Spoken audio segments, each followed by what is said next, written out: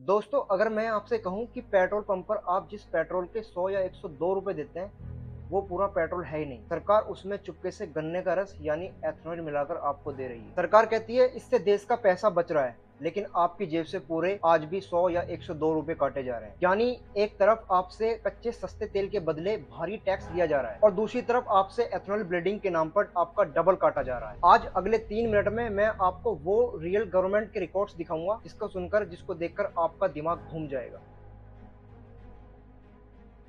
पहले इसका direct math समझते हैं। ऑफिशियल डेटा के मुताबिक जब इंटरनेशनल मार्केट में कच्चा तेल एक नॉर्मल रेट पर होता है, तो हमारे देश की रिफाइनरीज को 1 लीटर कच्चा तेल साफ करने का खर्चा मिलाकर सिर्फ 44 रुपए पड़ता है। लेकिन जैसे ही ये पंप पर पहुंचता है, तो सेंट्रल गवर्नमेंट अपनी एक्साइज ड्यूटी और अलग अलग सेसेस हम पर थोप देती है और बची कुची कसर स्टेट गवर्नमेंट अपना वैट लगाकर पूरी कर देती है। यानी लगभग 50 से 55% सिर्फ टैक्स है। आप 100% पेट्रोल का पैसा देकर सिर्फ 45% पाते हैं। लेकिन खेल यहाँ खत्म नहीं होता। असली मास्टर स्ट्रोक तो अब शुरू होता है। सरकार ने नियम बनाया कि देश के पेट्रोल में 20% एथेनॉल मिलाया जाएगा। एथेनॉल बनता है गन्ने के रस और खराब अनाज से, जिसकी कीमत लगभग 60 से 65 पर लीटर आती है, जो कि 100 रुपए के पेट्रोल से बहुत सस्ती है। अब यहाँ पर सरकार का डबल स्टैंडर्ड देखिए, पैसा पूरा और माल सस्ता। जब सरकार 1 लीटर पेट्रोल में 200 ml एथेनॉल मिला रही है, तो पेट्रोल की कीमत कम होनी चाहिए ना, लेकिन आपसे अभी भी पूरे 100 रुपए या 102 रुपए ही लिए जा रहे हैं। मुनाफे का सारा पैसा कहाँ जा रहा है? माइलेज का नुकसान।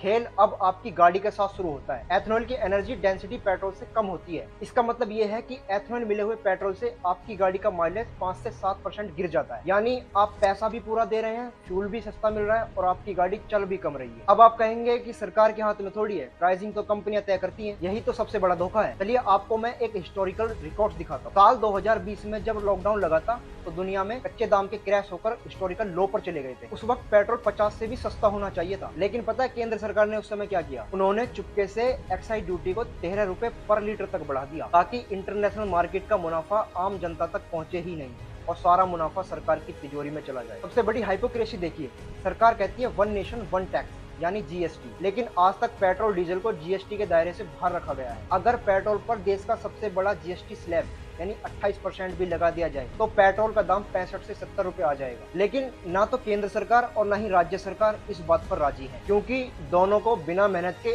आम जनता से हजारों करोड़ों रुपए निचोड़ने की आदत पड़ चुकी है। तो दोस्तों, अगली बार जब आप पेट्रोल पंप पर जीरो देखें, तो याद रखना आप सिर्फ एक भारी टैक्स नहीं दे रहे हैं, बल्कि अपनी गाड़ी में एक सस्ता एथेनॉल डलवाकर माइलेज का भी नुकसान झेल रहे हैं। क्या आपको भी लगता है कि पेट्रोल को तुरंत जीएसटी के अंदर आना चाहिए और इस एथेनॉल मिले हुए पेट्रोल का दाम कम होना चाहिए? अपने विचार नीचे कमेंट में जरूर लिखें और इस वीडियो को दबाकर शेयर करें, ताकि हर गाड़ी चलाने वाले तक ये सच पहुंच जाए। ऐसा ही और फैक्ट